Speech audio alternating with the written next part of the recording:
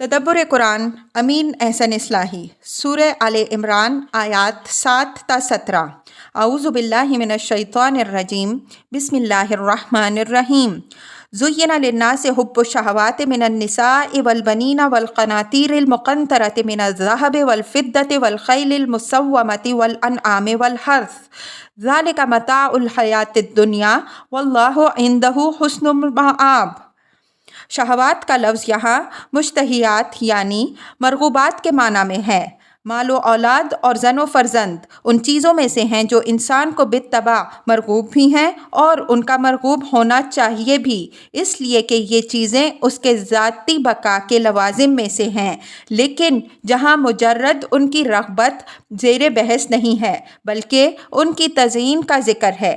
تزئین کا مفہوم یہ ہے کہ کوئی چیز اس طرح آنکھوں میں کھپ جائے کہ آدمی اس کے اثر سے ہر چیز اسی کے رنگ میں دیکھنے لگ جائے، یہاں تک کہ اس سے الگ ہو کر اس کے لیے کسی چیز کو دیکھنا ممکن ہی نہ رہ جائے۔ وہ ہر چیز کو تولنے اور پرکھنے کے لیے اسی کو پیمانہ اور کسوٹی قرار لے لے۔ کسی چیز کی رغبت کا اس درجے غلبہ ظاہر ہے، فاطر فطرت کے منشا کے خلاف ہے۔ اسی سے زندگی میں وہ بے اعتدالیاں ظہور میں آتی ہیں جو انسان کو فطرت اور شریعت کے جادہ مستقیم سے ہٹا دیتی ہیں۔ یہ ایک بیماری کی حالت ہے جو بے بصیرتی اور حدود الہی کے عدم احترام یا بألفاظ دیگر عدم تقوی سے پیدا ہوتی ہے، اور اس میں اصل دخل نفس اور شیطان کا ہوتا ہے۔ نفس اپنی چاہتوں میں فطری حدود سے آگے نکل جاتا ہے، پھر شیطان ان چاہتوں پر ایسا دل فریب ملمع کر دیتا ہے کہ آدمی کی نظر ان سے ہٹ کر کسی اور طرف کا رخ ہی نہیں کرتی۔ قرآن نے اسی وجہ سے اس تزئین کو دوسرے مقامات میں شیطانوں کی طرف منسوب کیا ہے۔ قنطار کے معنی مال کثیر کے ہیں۔ اس کے ساتھ مقنطرہ کی صفت اسی طرح استعمال ہوتی ہے جس طرح عربی میں لیل یا ذل الذلیل وغیرہ کی ترکیبیں استعمال ہوئی ہیں۔ مسومۃن سومہ سے ہے جس کے معنی علامت کے ہیں۔ مسومۃن کے معنی ہوں گے نشان زدہ، چونکہ اصیل اور نفیس گھوڑوں پر بالعموم نشان لگایا جاتا ہے، اس وجہ سے یہ لفظ اصالت اور عمدگی کی تعبیر کے لیے معروف ہو گیا۔ آیت میں للناس کا لفظ اگرچہ بظاہر عام ہے لیکن مراد اس سے ایک خاص گروہ ہے۔ یہ اسی طرح کا استعمال ہے جس طرح قرآن میں انسان کا لفظ استعمال ہوتا ہے، اور مقصود اس سے مخصوص وہ گروہ ہوتا ہے جس کے حالات اس مقام میں زیر بحث ہوتے ہیں۔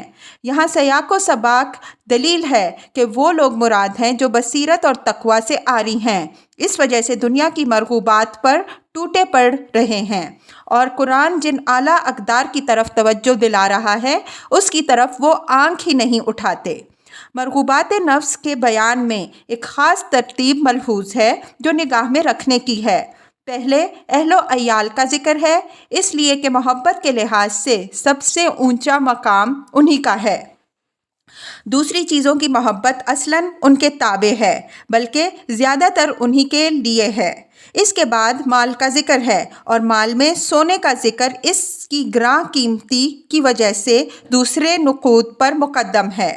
سر و سامان میں سب سے پہلے گھوڑوں کا ذکر ہے، اس لیے کہ اہل عرب زینت، فخر اور دفاع تینوں کے نقطۂ نظر سے گھوڑوں کو سب سے زیادہ اہمیت دیتے تھے۔ اس کے بعد چوپایوں کا ذکر ہے، اس لیے کہ تمدن کے ظہور سے پہلے بدویت کے دور میں معاش کا انحصار بیشتر انہی پر تھا۔ آخر میں کھیتی اور باغ کا ذکر ہے، اس لیے کہ ان کی اہمیت تمدن کے دور میں داخل ہونے کے بعد شروع ہوئی ہے جب انسان نے شہروں اور دیہاتوں کی رہائش اختیار کی ہے۔ ذالک متاع الحیاۃ الدنیا کہ چھوٹے سے فقرے میں معنی کا ایک جہان پوشیدہ ہے۔ اس میں اس دنیا کی ناپائیداری کی طرف بھی اشارہ ہے، ان چیزوں کی بے حقیقی کی طرف بھی اشارہ ہے، اور ایک عالم باقی کے مقابل میں اس جہان فانی کی ناپائیدار لذتوں پر رینجھنے کی حماقت کی طرف بھی۔ نظم کے پہلو سے یہ آیت گویا اوپر کی آیت 9 کے مضمون کی تشریح ہے۔ اس میں اس بات کی وضاحت کی گئی ہے کہ اصل چیز جو لوگوں کو قرآن کی مخالفت پر اکسا رہی ہے وہ تو اس دنیا کی محبت اور اس کی مرغوبات کی طمع، لیکن اس بیماری کو چھپائے رکھنے کے لیے یہ طرح طرح کے شبہات و شکوک اور اعتراضات ایجاد کرتے اور پھیلاتے ہیں تاکہ اس طرح اپنے اس گریز کے لیے جواز پیدا کریں۔ قُلْ أَنُبِّئُكُم بِخَيْرٍ مِّن ذَلِكُمْ لِلَّذِينَ اتَّقَوْا عِندَ رَبِّهِمْ جَنَّاتٍ تَجْرِي مِن تَحْتِهَا الْأَنْهَارُ خَالِدِينَ فِيهَا وَأَزْوَاجٌ مُّطَهَّرَةٌ وَرِضْوَانٌ مِّنَ اللَّهِ وَاللَّهُ بَصِيرٌ بِالْعِبَادِ الَّذِينَ يَقُولُونَ رَبَّنَا إِنَّنَا آمَنَّا فَاغْفِرْ لَنَا ذُنُوبَنَا وَقِنَا عَذَابَ النَّارِ الصَّابِرِينَ وَالصَّادِقِينَ وَالْقَانِتِينَ وَالْمُنفِقِينَ وَالْمُسْتَغْفِرِينَ بِالْأَسْحَارِ۔ یہ مخاطبین کو زاویہ نگاہ بدلنے کی دعوت ہے، اس لیے کہ اس کے بدلے بغیر قرآنی اقدار کی طلب دل میں پیدا نہیں ہو سکتی۔ قرآن کے نزدیک انسان کی اصل بیماری اس کی تنگ نظری اور پست حوصلگی ہے۔ وہ اس دنیا کی چند روزہ زندگی کو کل زندگی سمجھ بیٹھتا ہے، جس کے سبب سے اس کی ساری بھاگ دوڑ اسی دنیا کی مرغوبات و مطلوبات کے تک محدود ہو کر رہ جاتی ہے، حالانکہ اصل زندگی آخرت کی زندگی ہے جو ابدی اور لازوال ہے۔ اگر انسان اس زندگی کی طلب میں تقویٰ کی روش اختیار کرے، یعنی اس دنیا سے متعلق خدا نے جو حدود حرام و حلال ٹھہرائے دیے ہیں ان کی پابندی کرے، تو اسے آخرت کی ابدی زندگی میں وہ نعمتیں ملیں گی جن کا آج وہ تصور بھی نہیں کر سکتا۔ نعمتوں میں ازواج مطہرہ کا ذکر خاص طور پر فرمایا ہے۔ اس لفظ پر بقرہ کی آیت 25 کے تحت ہم بحث کر چکے ہیں۔ یہاں خاص طور پر جنت کی نعمتوں میں اس کا ذکر اس وجہ سے ہوا ہے کہ اوپر آیت 14 میں واضح ہو چکا ہے کہ دنیا کے مرغوبات میں سر فہرست جس چیز کو حاصل ہے وہ اہل و عیال ہیں، اس وجہ سے جنت کی نعمتوں میں بھی ان کا ذکر خاص طور پر فرمایا۔ رضوان کے معنی خدا کی خوشنودی اور رضامندی کے ہیں، لیکن قرآن میں یہ لفظ بالعموم جنت کی نعمتوں کی ایک جامع تعبیر کے طور پر استعمال ہوا ہے۔ جب اس کا ذکر ہو گیا تو گویا ہر نعمت کا ذکر ہو گیا، اس کا بھی جس کے لیے تعبیر کا کوئی جامع موجود ہے، اور اس کا بھی جو گمان و خیال اور قیاس و وہم ہر چیز سے بالاتر ہے۔ واللہ بصیر بالعباد دھمکی اور تسلی دونوں ہی قسم کے مواقع پر استعمال ہو سکتا ہے۔ یہاں موقع دلیل ہے کہ تسلی کے محل میں، یعنی جو لوگ آخرت کے لیے اس دنیا کی زندگی میں تقویٰ کی روش اختیار کرتے ہیں، اللہ تعالیٰ ان کی تمام قربانیوں اور مشقتوں سے باخبر ہے، ان کو ان تمام قربانیوں کا پورا صلہ دے گا، ان کی کوئی قربانی بھی ضائع نہیں جائے گی۔ الذین یقولون الی الآیہ للذین اتقوا سے بدل گیا ہے۔ یہ تفصیل ان لوگوں کی طرف اشارہ کر رہی ہے جو قرآن کی اس دعوت کو قبول کر کے آخرت سے غافل کرنے والی مرغوبات سے دستکش ہو گئے اور اپنی پچھلی زندگی کی خود فراموشیوں سے تائب ہو کر ایمان و عمل صالح کی پاکیزہ زندگی میں آ گئے۔ ساتھ ہی اس میں ایک خاموش تبلیغ بھی ان لوگوں کے لیے ہے جو اس راہ پر آنے سے ہچکچا رہے تھے اور اپنی اس ہچکچاہٹ کے مختلف قسم کے ہیلے بہانے پیدا کر رہے تھے۔ الصابرین یہ دوسرا بدل ہے، اس سے ان اخلاقی اوصاف کی وضاحت ہو گئی ہے جن سے یہ پاکیزہ صفات گروہ متصف ہے، اور اسی سے یہ بات بھی واضح ہو رہی ہے کہ وہ اخلاق و کردار کن اجزاء سے مرکب ہے جو قرآن کا حامل ہونے کے لیے ضروری ہے۔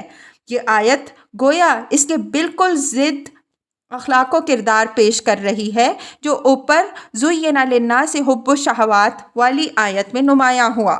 یہاں صرف 5 صفات بیان ہوئی ہیں: صبر، صدق، قنوت، انفاق، استغفار۔ صبر کی حقیقت نرم و گرم ہر طرح کے حالات میں حق پر جزم و استقامت ہے۔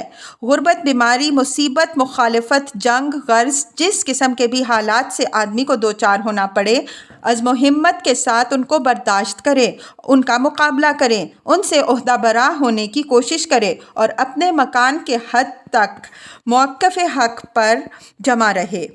دل کو مایوسی اور گھبراہٹ سے، زبان کو شکوہ تقدیر سے اور اپنی گردن کو کسی باطل کے آگے جھکنے سے بچائے۔ دین کا بڑا حصہ اسی صبر پر قائم ہے۔ اگر آدمی کے اندر یہ وصف نہ ہو تو کوئی طمع، کوئی ترغیب، کوئی آزمائش بھی اس کو حق سے ہٹا کر باطل کے آگے سرنگوں کر دے سکتی ہے۔ جو شخص سچائی کے راستے پر چلنا چاہے اور اس پر چل کر استوار رہنے کا آرزومند ہو، اسے سب سے پہلے اپنے اندر صبر کی صفت پیدا کرنی چاہیے۔ مزاحمتوں کے مقابلے کے لیے اور اس راہ میں ہر قدم پر مزاحمتوں سے مقابلہ ہے۔ اصلی ہتھیار بندے کے پاس یہی ہے کہ فلسفہ دین کے نقطۂ نظر میں دین نصف شکر ہے اور نصف صبر۔ لیکن عملی تجربہ گواہ ہے کہ آدمی میں صبر نہ ہو تو شکر کا حق بھی ادا نہیں ہو سکتا۔ یہاں چونکہ خطاب ان لوگوں سے ہے جنہیں سچائی کی سب سے بڑی بلندی پر چڑھنے کی دعوت دی جا رہی ہے، اس وجہ سے ان کے سامنے جن لوگوں کا نمونہ پیش کیا گیا ہے، ان کے کردار میں سب سے پہلے ان کے صبر ہی کے پہلو کو نمایاں کیا گیا ہے۔ صدق کی اصل حقیقت کسی شے کا بالکل مطابق واقعہ ہونا ہے۔ اس کی روح پختگی اور ٹھوس پن ہے۔ دل سے ہم آہنگ ہو، عمل اور قول میں مطابقت ہو، ظاہر اور باطن ہم رنگ ہوں، عقیدہ اور فعل دونوں ہم عنان ہوں۔ یہ باتیں صدق کے مظاہر میں ہیں اور انسانی زندگی کا سارا ظاہر و باطن انہی سے روشن ہے۔ یہ نہ ہو تو انسان کی ساری معنویت ختم ہو کر رہ جاتی ہے۔ یہی چیز ہے جو انسان کو وہ پرواز عطا کرتی ہے جس سے وہ روحانی بلندیوں پر چڑھتا ہے اور اس سے اس کے صبر کو بھی سہارا ملتا ہے۔ قنوت کی اصل روح اللہ جل شانہ کے لیے تواضع اور تزلزل ہے۔ یہ چیز اللہ تعالیٰ کی بے پایہ نعمتوں کی شعور اور اس کی بے نہایت عظمتوں کے احساس کا قدرتی ثمرہ ہے۔ یہ نعمت کو شکر کا اور مصیبت کو صبر کا ذریعہ بناتی ہے اور ہر حالت میں بندے کو اللہ تعالیٰ ہی کی طرف متوجہ رکھتی ہے۔ اصلاً تو یہ عقل و دل کی فروتنی اور انکساری ہے، لیکن جس طرح قلب کی ہر حالت کا عکس انسان کے ظاہر پر بھی نمایاں ہوتا ہے، اسی طرح اس کا عکس بھی انسان کی وضع و قطع، چال ڈھال، گفتار و کردار، ہر چیز میں نمایاں ہوتا ہے۔ یہ اس غرور و گھمنڈ کی ضد ہے جو نعمتوں کو اپنے استحقاق ذاتی کا ثمرہ سمجھنے کا نتیجہ ہوتا ہے، اور اس تلون اور بے صبرے پن کے بھی منافی ہے جو صبر و صدق کے فقدان سے پیدا ہوتا ہے۔ انفاق کے معنی واضح ہیں۔ یہ مرغوبات دنیا کی اس محبت کی ضد صفت ہے جس کا ذکر اوپر والی آیت میں ہوا۔ اگر مرغوبات دنیا کی محبت دل پر اس طرح چھا جائے کہ وہ خدا اور بندوں کے حقوق سے انسان کو روک دے تو یہی وہ چیز ہے جس کو قرآن نے زُیِّنَ لِلنَّاسِ سے تعبیر کیا ہے۔ انفاق کی خصلت اس امر کی شہادت ہے کہ صاحب انفاق کی نظر میں اصلی قدر و قیمت دنیاوی حذف ریزوں کی نہیں بلکہ آخرت کی ابدی زندگی اور اس کی لازوال نعمتوں کی ہے۔ برعکس اس کے جو شخص خدا کی راہ میں خرچ کرنے سے گریز کرتا ہے، وہ اپنے عمل سے ثابت کرتا ہے کہ اس کی نگاہوں میں ساری قدر و قیمت بس اس فانی دنیا کی فانی لذتوں کی ہے۔ آخرت کی زندگی کا اس کے ذہن میں سرے سے کوئی تصور ہی نہیں ہے۔ استغفار کے معنی ہے اللہ تعالیٰ سے تضرع و زاری کی وہ اپنے بندے کی کوتاہیوں، گناہوں اور جرموں پر پردہ ڈالے۔ یہ تضرع اس حیا اور خوف کا نتیجہ ہے جو بندے کے دل میں اپنے پروردگار کے بے پایہ احسانات و انعامات کے احساس اور اس کے عدل و انتقام کے تصور سے پیدا ہوتا ہے۔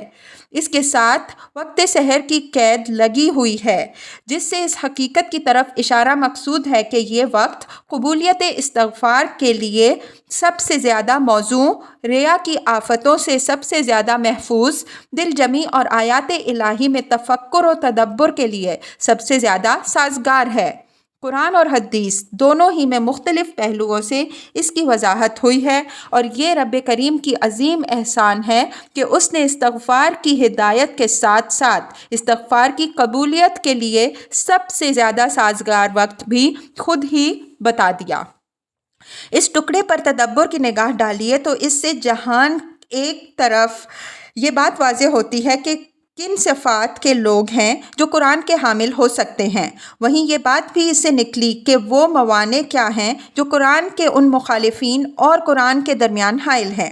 معلوم ہوا کہ ان میں وہ صبر نہیں جو نفس اور شیطان کی مزاحمتوں کے مقابل میں ان کو برجا رکھ سکے، وہ صدق نہیں ہے جو ان کے عقیدہ اور عمل، قول اور فعل، ظاہر اور باطن میں مطابقت پیدا کر سکے، وہ قنوت نہیں ہے جو سب سے بڑے صاحب حق کے آگے ان کی گردن اور ان کے دل دونوں کو جھکا دے، ابدی زندگی کا وہ شوق نہیں ہے جو انہیں آخرت کے لیے دنیا کو قربان کرنے پر ابھار سکے، اور خدائے منعم و دیان کی نعمتوں اور نقمتوں کا وہ شعور و احساس نہیں ہے جو انہیں غفلت کے بستروں سے اٹھا کر مناجات سحر کے لیے ان کو ان کے رب کے حضور لا کھڑا کرے۔